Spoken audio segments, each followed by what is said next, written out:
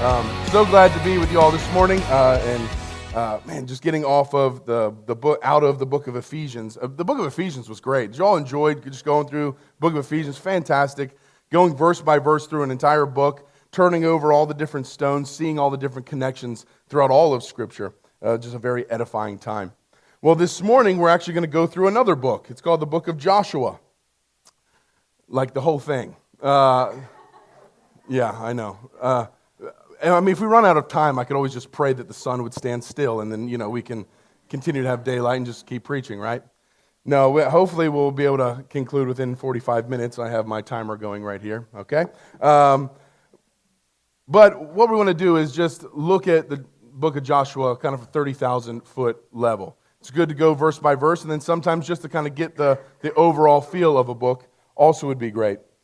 We have the sermon series coming up, starting actually next week, is a sermon series called Devotions, the Habits of the Redeemed. So Pastor Kyle is going to work through and show us just all the different things. When we think of devotions, usually we just think of our morning devotions. But there are many things that we as Christians are called to be devoted to. So he'll work through those for us beginning next week. And the book of Joshua actually ends with a great devotion, right? At the very end of Joshua, he gives that charge.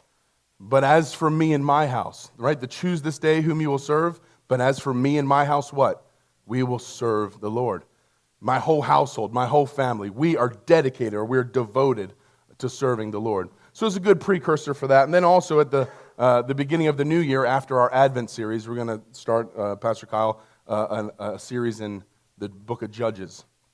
So to see just kind of how Israel even got into the promised land, it would be good to just look at the book of Joshua as a whole, as a precursor for that as well. So if you haven't done so already, go ahead and turn to the book of Joshua. It comes after the first 5 books of Moses. Joshua is actually the first book of the historical books. Have you ever heard that as a difference within the Old Testament? You have the books of Moses, the first 5, right, that he wrote, Genesis, Exodus, Leviticus, Numbers, Deuteronomy, and then comes the beginning of the historical books, accounting for the history of the people of God, of Israel. Joshua being the first, then also Judges. It goes all the way to Esther, actually, before you get into the wisdom literature of the Psalms and the Proverbs. And then obviously we all know about the prophets. But the historical books, Joshua kicks it off by showing and accounting for how did the people actually enter into the promised land, right? The people were wandering with Moses in the wilderness, never entering the promised land. The book of Joshua shows us how they got in there and what they had to do to take possession of it. The book of Joshua also shows us that Joshua is a type of Moses, kind of like a second Moses figure. So throughout the book, I'll show you some of those connections. But that ultimately Joshua is pointing us towards Christ. That Joshua is depicting, showing us something about Jesus and who Jesus will be. So hopefully throughout that you'll see the connections of Joshua's life to that of Moses, but also that we'll be able to see the connections of Joshua pointing us to the person of Christ. So the beginning of Joshua actually starts like the Gospels end and how the book of Acts begins. It starts with a great commission. Did you know that? The book of Joshua begins with a great commission and then ends with a great commission. The first part of the commission is Yahweh commissioning Joshua. So it is the Lord talking to Joshua and commissioning him and sending him to go and conquer the land. And then at the end of the book of Joshua, Joshua then does the commissioning. Joshua commissions the people to continue to press forward because there's still some enemies left in the land. The work is not completely finished. So he commissions the people. Now this is very interesting, already thinking about a connection to Christ, because Christ does this at the end of the book of John, right? He says, as the Father has sent me, commissioned me, so now what? I send you, right? So his commissioning, Jesus' first commission of the Father to be sent to do the will and work of God. And then Christ sends his people to continue that work. Pretty cool, huh? Well, a lot more of that to come. Let's start in Joshua verse 1. Again, we won't go through every little thing, but good to already see this outline and purpose set up in the book of Joshua. Joshua 1:1 says this: after the death of Moses, the servant of the Lord, Yahweh, said to Joshua, the son of Nun, Moses' assistant, Moses, my servant, is dead. Now therefore arise, and go over this Jordan, you and all this people, into the land that I am giving to them, to the people of Israel, "In every place that the sole of your foot will tread upon, I have given to you, just as I promised to Moses." So already we begin to start seeing that Joshua is the new Moses. This promise that was given to him was actually first given to Moses in Deuteronomy 11. Deuteronomy 11, 22 to 24, Yahweh says to Moses, "If you will be careful to do all of this commandment," that is the 10 commandments, "that I command you to do, loving the Lord your God and walking in his ways." That's an interesting way to sum up the commandments, right? To sum up the commandments of Yahweh in the Old Testament, it says, love the Lord your God and walk in his ways and holding fast to him. "Then the Lord will drive out all these nations before you, and you will dispossess nations greater and mightier than you. Every place," sound familiar? "Every place on which the sole of your foot treads shall be yours. Your territory shall be from the wilderness to the Lebanon, and from the river Euphrates, to the western sea." So the promise was given to Moses, but Moses was unable to take the people into God's promised land. The book of Hebrews tells us that the promised land was actually likened to the Garden of Eden. It would be a holy land in which God would dwell with his people and give them rest. But Moses could not bring his people into this new Eden. Moses died, and so did all the people that he brought out of Egypt. They died in the wilderness, for God swore in his wrath that they would not enter due to their disobedience and lack of faith and trust in Yahweh. That's interesting. Why did they not enter? Because they did not have faith in him. It was because of their disbelief. That's what the book of Hebrews says. They disbelieved and thus disobeyed. They did not trust and obey Yahweh. But Joshua was leading all of the children of the people who came out of Egypt. He would lead the next generation who were born in the wilderness. Joshua, unlike Moses, would lead them through the Jordan and into paradise, a land flowing with milk and honey, and more importantly, a place where God would dwell with his people. So though Joshua would not be a different kind of leader than Moses, he actually would be in many ways resembling Moses. Even his actions and the things that he does looks like a new Moses. In keeping with this, Joshua as the new Moses. You all remember how they passed through the Red Sea, right? Moses and the people who came out of Egypt. What God did on that day, he parted the waters, and what did they do? They walked over on dry ground. Really goes out of the way to say that it was dry ground that they walked over.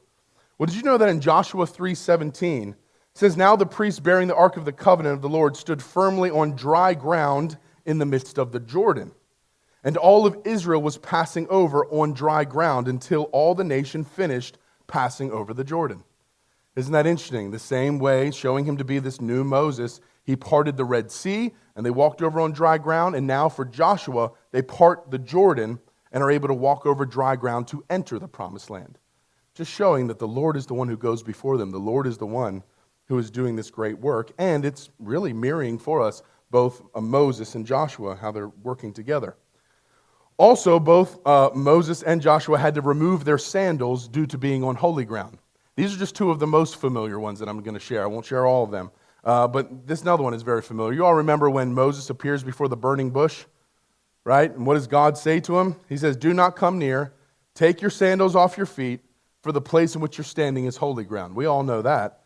But did you know that in Joshua 5:15, that the commander of the Lord's army, who comes as a leader of the heavenly armies, there's one that stands before him with a drawn sword before Joshua, who says to Joshua, "Take off your sandals from your feet, for the place where you are standing is holy."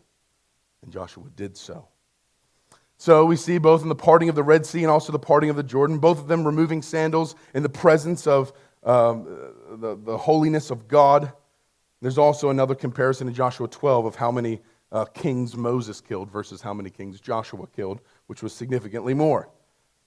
So we see these comparisons being made, and there are many other connections to be made with Moses, and we'll even share a few as we continue. But it is very clear that the people who followed Joshua followed him as if they were following Moses.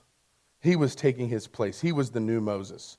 They actually answer Joshua at the very end of chapter 1. They answer Joshua and say, all that you have commanded us, we will do. Wherever you send us, we will go. Just as we obey Moses in all things, so we'll obey you. Only may the Lord your God be with you, as he was with Moses.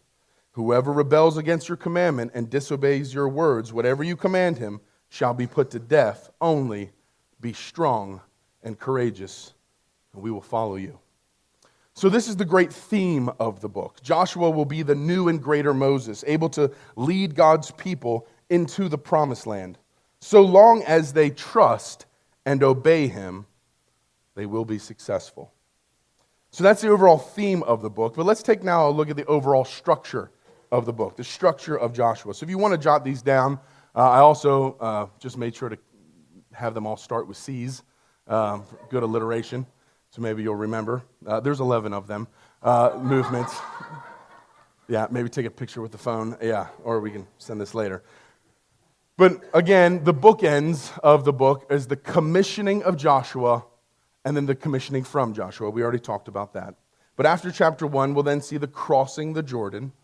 We'll also then see them be circumcised, for they were not. They were born in the wilderness and wandering in the wilderness. So they take on the sign of circumcision, which is to say, we are the people of God. Thus, a holy consecration happens. And you all know that that famous verse that says, consecrate yourselves for what? For tomorrow the Lord will do wonders among you. Right? Consecrate yourselves, for the Lord will do wonders among you. That comes after this circumcision and consecration. And indeed, they will take over Jericho, but not before a visitation from the commander of the heavenly armies, just so they know who's really doing the fighting here. Just so that they know it really is the Lord who goes before them that will give them the victory. So indeed, the conquest begins in Jericho, and then the conquest, though, begins to fail. I mean, they defeat Jericho. The Lord defeats Jericho, but the sin of Achan takes some of those treasures. And then, as they begin to try to fight and destroy the next kingdom and push out the enemies from the land, they lose the battle. So we'll get into that in a little bit. But so after that sin, they're wondering, man, what's going on? They realize, and God tells them what happened. So they do business with Achan, do business with sin, and they have a covenant renewal service. There are 2 covenant renewal services in the book of Joshua. We at Exodus believe that every Sunday morning is a covenant renewal service. Why? Because we as sinners have broken covenant with God. Many of us will not leave this church without breaking covenant with God. We're sinning against him or with one another. We need ongoing a covenant renewal service. That is, doing business with sin, realizing it is God who forgives us our sin, and then receiving that, and then getting back with the benediction, you are sent back out into the world. Conquest, conquer. So they have a covenant renewal service. Renew covenant with God. And the conquest continues. But at the very end of the book, the conquest is unfinished. That is, there are still some enemies in the land that God said to drive out, for they've been devoted to destruction. But still some remaining, so he has to give that final commissioning from Joshua. So that's the structure of the book. That kind of gets you your bearings. There's also 2 rules that seem to be evident throughout the entire book, which honestly, I would almost say it's true of the entire Bible, both Old and New Testament. We'll see if you agree. The first is this. Theme that keeps coming up is be strong and courageous. And the reason that God always gives for why the people or Joshua should be strong and courageous is because he's with them. He fights for them. So he says, be strong and courageous, or trust me. Trust. And the second that he's very adamant about is not just only trust me, believe me, be strong and courageous, but also be careful to do according to all that the law that Moses my servant commanded you. For those laws that I gave him were my laws. I gave them through Moses. So, really, it's almost like if you summarize the first and second, the first is trust me, and the second is obey me. Trust and obey. There is no other way, right? Those are the 2 rules that seem to go throughout the entirety of Scripture, but also in the book of Joshua. So, with that structure of the book to give us kind of our bearings and these 2 seemingly simple rules, I want us to pause a moment and just imagine ourselves to be in Joshua's shoes. To think of the confidence that he must have had. I mean, the guy prayed for the sun to stand still, and it did. How could Joshua be so confident? Well, imagine if Yahweh said something like this to you in verse 3. Every place that the sole of your foot will tread upon, I have given to you, just as I promised to Moses. And that's in the perfect tense. That is to say, I have given it to you, not I will give it to you. He doesn't say, Joshua, just go forth naming it and claiming it. How about this one? Yes, okay, I'll give it to you. How about this one over here? Okay, yeah, I'll give that to you too. Any place that you will go. No. Or I will give it to you. He says, I've already given it to you. I've already promised it. I've already sworn it. From the river here all the way to the western sea, all of it is already yours. There's no place that you can go that I have not already given to you. It's yours. It's kind of like parents buying a child a car on their 16th birthday, putting a big ribbon on top, and saying, it's yours. It's already insured. It's all paid for. It's all ready to go. Gas is in the tank. It's yours. Here's the keys. All you need to do is go drive it. I've already given it to you. But trust and obey, right? In Joshua 1:5, he also says, no man shall be able to stand before you all the days of your life. And that comes with some mighty confidence to a man who's supposed to lead others in war, right? A warrior, a leader of an army. No one's going to be able to stand before you. You're going to strike them all down. Just as I was with Moses, so I'll be with you. I will not leave you or forsake you. Be strong and courageous, says the Lord, for you shall cause this people to inherit the land that I swore to their fathers to give them. Only be, he says it again, strong and very courageous, being careful. So rule 1, also rule 2 here. Careful to do according to all that the law of Moses, my servant, commanded you. Do not turn from it to the right or to the left, that you may have good success wherever you go. And again, verse 8. This book of the law shall not depart from your mouth, but you shall meditate on it day and night, so that you may be careful to do that all is according that is written in it. For then you will make your way prosperous. Then you will have good success. Do not let the book of the law depart from your mouth. Sing the psalms of Moses. Pray the prayers of Moses. Read the words aloud to yourself and to others. Let not this word escape from your mouth. Meditate on it day and night, so that you will be careful to do all that is according to it, all that has been written in it. Joshua 1:9, have I not commanded you? Be strong and courageous. Do not be frightened and do not be dismayed, for the Lord your God is with you wherever you go. This sounds a lot to me like a Psalm 23. Even if I walk through the valley of the shadow of death, I will not fear. Why? For thou art with me. You're with me, God. And your rod and your staff, they comfort me. Because Yahweh would be with him, he would know that no matter what, even in the valley of the shadow of death, that the Lord would be with him to give him strength. Now, all of this is just in chapter 1. And in all these verses, Yahweh is speaking to Joshua. That by the time in chapter 10, when Joshua prays for the sun to stand still, you see now Joshua even speaking this same confidence into the hearts of his warriors. In Joshua 10:25, he says to them, do not be afraid or dismayed. Be strong and courageous, for thus the Lord will do to all your enemies against whom you fight. And so at that time, what happens? In Joshua 10, right before that, he prays for the sun to stand still at Gibeon, and the moon in the valley of Ajalon. And the sun stood still, and the moon stopped, until the nation took vengeance on their enemies. With that sort of confidence, the Lord by his side, he says, hey, we need a little bit more daylight in order to do what you said, Lord. You said to drive them out. Well, we need a little bit more daylight in order to do that. I'm just obeying your will and doing your commands, exactly as you said. I need a little bit more daylight. Therefore, son, you're going to need to stand still so that I can obey the Lord. And the sun stands still. Joshua spoke. The sun and moon obeyed him. Creation obeyed seemingly the voice of Joshua, though he had to pray to the Lord for it to happen. Now, before we apply this verse to us, let's first apply this verse to Jesus. That might be just a common saying that you might want to have in your Bible in the very front. Before we apply this verse to us, let's apply it to Jesus. For when Jesus spoke, even the winds and the waves obeyed him. Now, Joshua and Jesus have a lot in common too. I mean, take their names, for example. Did you know that Joshua is just the Hebrew for Jesus?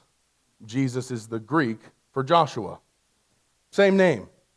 Like for me, my name is Zachary in English, or Zechariah in Hebrew, or Zacchaeus in Aramaic, or Zacharias in Greek. Same guy, different name depending on the language. Now, Joshua and Jesus, though, they're not the same person. However, Joshua and Jesus do have a lot of similarities. Joshua was given the promised land. That's a little piece of real estate over there in the Middle East. Jesus has been given the entire world. All the earth and all the heavens are his. Wow. That's what it says in Matthew 28, 18 to 20. When Jesus came to the disciples, before he commissions them, he says this, all authority in heaven and on earth has been given to me. Go therefore, make disciples of all nations, baptizing them in the name of the Father, the Son, and the Holy Spirit, rule 1. And rule 2, teaching them to observe all that I have commanded you. And behold, I am with you always to the end of the age. Now this tense for the has been given, you guessed it, an aorist tense, which is a past tense. It already has been given to Jesus. There is no place that you can walk on the face of this earth that has not already been given to Jesus. So take it. Go tell the nations that it belongs to him. Excuse me, Jericho, Wichita, this place belongs to Jesus. Trust him. Obey him. Baptize them. Teach them to observe all that God has commanded through his servant, the greater Moses. And he says, I am with you always, never to leave you or forsake you. That's not something that Joshua could say to his people. Joshua would die, and we'll look at that a little bit later. But he could not say, I'll be with you forever. No, Joshua dies. But Jesus already died.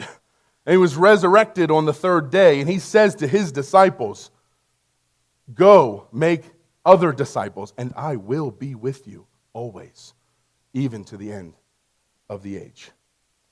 So really, with that sort of confidence, why do we evangelize with so little hope? Why do we watch the news with such little faith? Why do we say that there is no hope for this country when this country belongs to Jesus? Take it. Tell them, tell this nation that this land and all of our lives belong to Jesus. It has all been given to him. Jesus is Lord of all. So just think about that this week, that there's no place that your foot does not tread that has not already been given to Jesus. And if you're really confident, maybe even print that verse out and put it in the bottom of your shoe, right? Go walking around, go into school, go all throughout, go to work, right? And just think in your mind, every single place that my foot goes, this belongs to Jesus. When you go home today, even remember that. This house belongs to Jesus. This family belongs to Jesus. This all belongs to Jesus. Be reminded of that this week. Okay, so back to the book of Joshua. After the commission and the crossing of the Jordan and the circumcision and the visit from the commander of armies, the conquest does begin. And no sooner does it begin, it actually begins to fail. In chapter 6, Jericho is taken. Just as when the Levites blew the trumpets in Exodus 19 to announce the coming of Yahweh to Mount Sinai, at the sound of the trumpets on the seventh day, Yahweh shows up as a mighty warrior and destroys the city of Jericho. Death comes to all except the one with the scarlet cord, as visible as the lamb's blood over the doors at Passover. This should remind us of what will take place when that final trumpet sounds. If in Exodus 19 the trumpet resounds and the Lord comes to Mount Sinai, And if on the seventh day after done marching around the city, they blow the trumpets, and Yahweh comes as a mighty warrior and destroys Jericho, what do you think will happen when that final trumpet sounds? What does Paul say? But the trumpet will announce the presence and the coming of Christ. Yahweh, he will come. The trump shall resound, the Lord shall descend, his enemies shall be vanquished, and his bride, Rahab, will be saved. Yahweh, the commander of armies, won the victory at Jericho, and therefore the spoils are also his.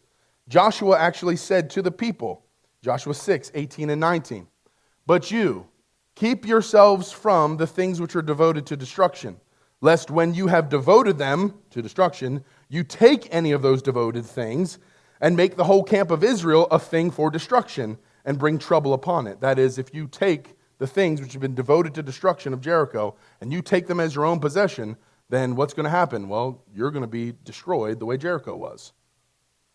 But all silver and gold and every vessel of bronze and iron are holy to the Lord. They shall go, therefore, into the treasury of the Lord. But, chapter 7, the people of Israel broke faith in regard to the devoted things. For Achan, the son of Carmi, the son of Zebdi, son of Zerah, of the tribe of Judah, took some of the devoted things, and the anger of the Lord burned against the people of Israel. Wow. They fight a battle against Ai and the Amorites, and they lose because of what Achan had done. Achan, from the tribe of Judah, took these things. I mean, rule 1, they were very strong and courageous against the people of Ai. They were very strong and courageous, but rule 2, they did not obey God's commands. So, God says in Joshua 7, verse 11, Israel has sinned. They've transgressed my covenant that I commanded them. They've taken some of the devoted things. They've stolen and lied and put them among their own belongings. So they search out and they find Achan who stole from the Lord. They destroy him and his household, for he took those things which were devoted to destruction. And this stands in contrast to the saving of Rahab and her household. Achan and his household destroyed, though they were from the tribe of Judah. But they did not trust and obey the Lord. Whereas Rahab, a prostitute, a Canaanite prostitute, trusts the Lord and obeys the Lord and puts the scarlet cord out. And she is saved. And they are destroyed as if they're switched. Very interesting. They fight, then they defeat the Amorites. After doing business with Achan and his household, the conquest is back on track. Joshua has a covenant renewal service, devoting themselves again to Yahweh, and they renew their commitment to him. They trust him, they obey him, and the conquest goes after the covenant is renewed. They go forth, they conquer all, the north, the south. They conquer and divide among the 12 tribes, which is sometimes opposite in our minds, right? You divide, then you conquer. Well, what they did is they conquered, and then they divided it up amongst the 12. The land was already theirs. The Lord had given it to them. They needed only to take their inheritance. So Joshua commissions the people at the very end of the book. Joshua, now in his old age, in chapter 23 and 24, he wishes to renew the covenant again and does, knowing that the conquest was still unfinished, for not all the enemies were driven from the land. So he charges and he warns the people in Joshua 23, verse 11 to 13 says this, "Be very careful, therefore, to love the Lord your God." Not just random rules to obey, not just some random religious duty. Love the Lord your God. How do you show the Lord that you love him? Trust him and obey him. For if you turn back and you cling to the remnant of these nations, those enemies that are remaining among you, and you make marriages with them so that you associate with them and they with you, know for certain that the Lord your God will no longer drive out all these nations before you, but they shall be a snare and a trap for you. Why is that? Kind of like the things devoted to destruction in Jericho, right? If you take the things from Jericho, you will be destroyed. Well, if these people are devoted to destruction due to their sin and disobedience, well, if you associate now with them, you are going to take on the same punishment as them, which is interesting, the way that Jesus takes on association with us, the ones deserving destruction. Well, he takes that upon himself. A whip on your sides, thorns in your eyes, until you perish from off this good ground that the Lord your God has given you. So he says, the famous passage, now therefore, fear the Lord and serve him in sincerity and in faithfulness. Put away the gods that your fathers served beyond the river and in Egypt, and serve the Lord. And then if it is evil in your eyes to serve the Lord, then choose this day whom you will serve, whether the gods of your fathers served in the region beyond the river, or the gods of the Amorites in whose land you now dwell. But as for me and my house, Joshua says, we will serve the Lord. And how do the people answer? Us too. So will we. Far be it from us that we should forsake the Lord to serve other gods. And do you know what? They do serve the Lord. They actually do. That generation does serve the Lord for as long as Joshua lives. And for as long as the elders who led them lived. Actually, that generation continues to serve the Lord as long as they live as well. But after they die, there arose another generation after them who did not know the Lord. Judges 2:11 and 12 tell us that the people of Israel did what was evil in the sight of the Lord, and they served the Baals, the gods of the Amorites and the gods of the people in the land. And they abandoned the Lord, the God of their fathers, who had brought them out of the land of Egypt. They went after other gods from among the gods of the peoples who were around them, and they bowed down to them, and they provoked the Lord to anger. So the conclusion of the book of Joshua really leaves us with a need for an eternal Joshua. It's almost like, man, if Joshua could just continue. I mean, they obeyed for as long as Joshua was alive, but after Joshua died, there arose another generation that did not know him. If only there was one from that previous generation that could tell him all of the things. The need of an eternal Joshua. I mean, Moses couldn't bring the people into the promised land because of the people's sin. Joshua couldn't keep the people in the promised land once he got them in there because of their sin and also his death.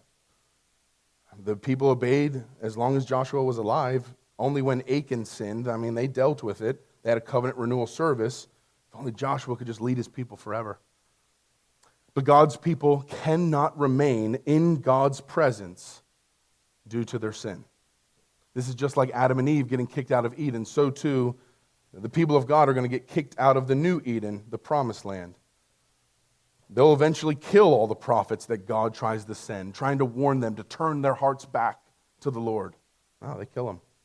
And they continue to go after other gods and worship other gods. So eventually they're handed over to those other gods and the people of those other gods, to their enemies, and they become exiled, driven out from the land. So again, there needs to come one who is greater than Moses to save God's people, not just from the slavery of Pharaoh, but this greater master that has control over them. It's not really just a situational master. It's kind of something that just keeps on with them. It's this mastery of sin. Yes, trust and obey the Lord. I want to do that. What does Paul say in Romans 7? There is something in me that doesn't want to do that. There's something that makes me obey it, that I don't want to obey. The very things I want to do, I do not do. And the things I don't want to do, I honestly don't want to do them, those are the things I find myself doing. Oh, wretched man that I am, who shall save me? Well, church, there is a greater Joshua. There is one who can save God's people from the enemy of sin and death. He's a warrior, a commander of heavenly armies, who's able to wage war and to win the battle, to fight for them, for us, to be our righteousness, to be our king, and to roll away our shame. There is a greater Joshua that is actually depicted in Joshua chapter 10. And Joshua chapter 10 will be the last that we look at. Joshua chapter 10 is almost like this Isaiah 53. That is almost how clear it is of this telling, I believe, of this future king, future Lord of righteousness that will come, that will actually die upon a cross, die upon the tree, and then be buried under a stone, behind a stone, and be resurrected on the third day. All of that in Joshua chapter 10. Do you believe me? He's like, well, you're behind the pulpit, so it's kind of what we're doing here. All right, well, if you don't, turn to Joshua 10, verse 1 and 2. Again, this is give you the context because you all already know the structure. This is after the covenant renewal service, right? And they're going forth and conquering. Joshua is conquering. He is destroying every king that comes up to him. No king can stand before him, just as Yahweh promised. Well, as soon as Adonai Zedek, king of Jerusalem, heard how Joshua had captured Ai and had devoted it to destruction, doing to Ai and its king as he had done to Jericho and its king, and now you are the king of Jerusalem, which, this is very interesting, Jerusalem was already a place. Did you know that? There's already a king in Jerusalem before Israel even got there. Jerusalem's already there in the promised land. There's a king there. His name's Adonai Zedek. And he says, uh-oh, I saw what happened to that king, now what's going to happen to me, right? He also saw how the inhabitants of Gibeon, this is in chapter 9, had made peace with Israel and were among them. And he feared greatly. So the people of Gibeon in chapter 9, they pretend that they're not from the land. They pretend like they're far away. We're not from here, is what the Gibeonites say. I know that you're destroying everyone that's from here. We're not from here. We're from far away. We just got here, like you. And so let's just make a peace treaty. We do not want to fight you. So what does Joshua do? Makes a peace treaty with them. The Lord just said to drive out everyone that was from the land. They're not from the land, so he makes a peace treaty with them.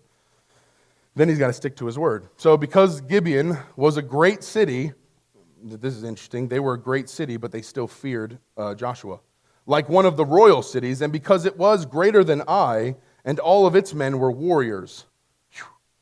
And they were still frightened of Joshua. Well, Joshua made a peace treaty with Gibeon, and the rest of the kings were now scared of what Israel and Gibeon could do together. So, what does this king of Jerusalem do? He gets 4 other kings to join him. That is 4 other kingdoms. So you have 5 kings, 5 kingdoms, 5 armies to join forces to take over Gibeon before they could join Israel. That's the context of what's happening. Now, what is it that made them so scared? What exactly did Joshua do to the king of Ai and the king of Jericho? Well, Joshua 8:29 says, he hanged the king of Ai on a tree until evening. And at sunset, Joshua commanded, and they took his body down from the tree, and they threw it at the entrance of the gate of the city. And they raised over it a heap of stones, which stands there to this day. So they hung him on a tree, and they buried him under stones. Well, what about that guy at Jericho? Yeah, Jericho 7:26. They raised over him a great heap of stones that remains to this day. And the Lord turned from burning anger. Therefore, to this day, the name of that place is called the Valley of Achor. So now, these kings are scared that what is Joshua going to do to them? Hang him on a tree and bury him under a bunch of stones. Joshua 10:16-18. These 5 kings and all their armies begin to lose the battle. Yahweh is with Joshua. And Joshua, even himself, he makes it to Gibeon. And that's why he prays for the sun to stand still at Gibeon, because we got to defeat them. There's a lot of warriors there. There's 5 kingdoms. Lord, we need a little bit more sun, a little more daylight. Joshua 10:16-18. Then those 5 kings begin to flee. We're losing. And they hid themselves in the cave at Mekkedah. Mekkedah is just the place. So there's a cave in the place called Mekkedah. And it was told to Joshua, hey, the 5 kings we found them. They're hidden in the cave at Mekkedah. And so Joshua said, okay, we'll roll large stones against the mouth of the cave and set men by it to guard them. So you have guards standing in front of a large stone in front of the mouth of a cave. Remind you of anything? So Joshua 10:26-28. Okay, so then they go and they defeat, sun stands still, defeat them all. Okay, now let's come back and deal with those kings. So afterward, Joshua said, okay, bring them out. He struck them, he put them to death. And what did he do? You believe it. He hanged them on 5 trees. And they hung on the trees until evening.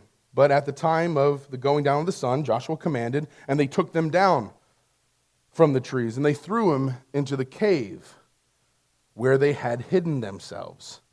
And they set large stones against the mouth of the cave, which remain to this very day. And as for Mekkedah, that place, guess what happened? Joshua captured it on that day. He struck it and its king with the edge of the sword and devoted to destruction every person in it. He left none remaining, and he did to the king of Makkedah just as he had done to the king of Jericho. See, so this seems to be the signature move of Joshua, right? This is his signature move, his finisher. What does he do? Joshua's signature move. He hanged the king on the tree, and 2, remove him from the tree before sundown, right? And bury him under stones. Do you know why he hangs him on a tree? Because Deuteronomy 21:23 says so. It also tells him to take him down before the sun comes down. Deuteronomy 21:23 says, his body shall not remain all night on the tree, but you shall bury him the same day. For a hanged man is cursed by God. Paul picks this up and says, cursed is everyone who hangs upon a tree. He's saying that from Deuteronomy. It's true. You're cursed by God. There's a way and a sign of saying you are cursed by God. But you shall not defile your whole land that the Lord your God has given you. Therefore take him down off the tree, lest the whole land be defiled, and bury him. So why does he bury him under a bunch of stones? Well, this is an ancient Near Eastern understanding, like a city that lies in ruins, never to be rebuilt. A city completely destroyed, lying in rubble, stones upon itself, never to be resurrected again. So too, these kings' dead body under stones is a sign of denied resurrection. Cursed not only in this life, hang on the tree, but also in the life to come. So Joshua pronounces that not only are all these kings cursed by God by hanging them on a tree, but they are denied resurrection. Cursed by God, devoted to destruction in this life and in the next. But what about when Israel goes astray? What about when God's people deserve to be cursed by God, along with the Canaanites? What happens when God's people rebel against him and become his enemy? What happens when Israel deserves to be cursed, hung upon a tree, and a heap of stones over them, cursed by God in this life and the life to come? Well, I believe Joshua 10 foretells of a future king of Jerusalem who will be put to death by Israel, hung on a tree, and buried behind a stone. Joshua 10:1 says, even the guy's name tells us of Jesus. Do you know what Adonai Zedek means? Adonai means Lord. You know what Zedek means? Righteousness. That means the king of Jerusalem, who was there before Israel got there, his name was the Lord of Righteousness. And this king of Jerusalem, who was there before Israel arrived, foretells of the way that Israel would kill him. He says he fears that what will Israel do? Well, I'm afraid they're going to arrest me, hang me on the tree as a cursed enemy of God, and bury me behind a stone with guards standing by. And this is exactly what happens to the future Adonai Zedek, the future Lord of righteousness, and the true King of Jerusalem, and King of the world, who would be arrested, who would be hung on a tree by his own people, treated as Isaiah 53 says, stricken and smitten by God, cursed and buried in a tomb. But why did he die on a tree when he is the Lord of righteousness? Well, it was not because of his sin, but because of ours. It was not because he was cursed by God, but he became a curse for us so that we might become the righteousness of God in him. He was buried behind a stone, but was not denied resurrection. On the third day, when the stone is rolled away, not only do we know that Jesus is not God's enemy, we also realize that because of what the Lord of righteousness has done, neither are we. We are no longer his enemies. When the stone is rolled away, so is our shame.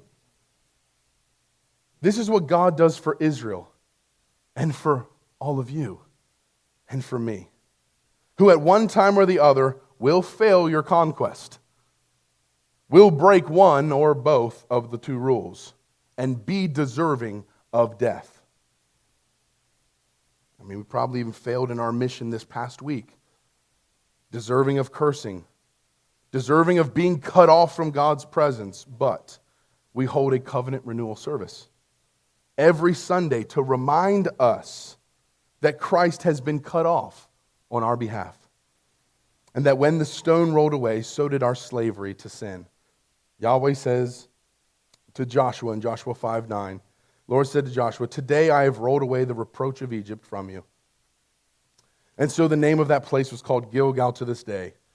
And I kind of wish it was called Gethsemane, because that would be really cool. But it was called Gilgal, and the reason why was because it sounds like the Hebrew word to roll away. So they camped out in the place where God rolled away their shame of being slaves in Egypt. And while Israel camped out in Gilgal, in that place, they kept the Passover on the 14th day of the month in the evening in the plains of Jericho.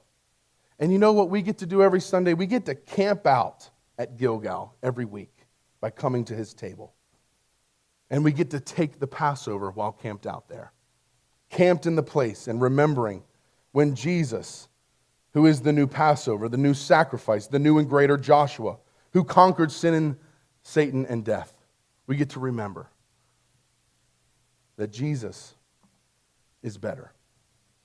Take these final words to heart. Jesus is better. He gives you a better promise than Joshua could give his people. He will be with you forever. He'll never leave you or forsake you. He's with you right now. Do you believe that? With you right now. Even if you find yourself in the valley of the shadow of death, he's with you. Never to leave you or forsake you. The Lord your God is with you wherever you go, fighting the battle for you. You must only trust and obey him. Be strong and courageous, and like Rahab, place your hope in him alone. And you will go from an enemy to a child, from a citizen of Jericho to a citizen of Jerusalem, from cursed to blessed, from working and striving to resting in his righteousness, from naked and ashamed to stone rolled away. And go throughout this world this week knowing that Jesus is Lord of all. Only choose this day whom you will serve. And if you do choose, would you read this verse with me? As for me and my house, we will serve the Lord.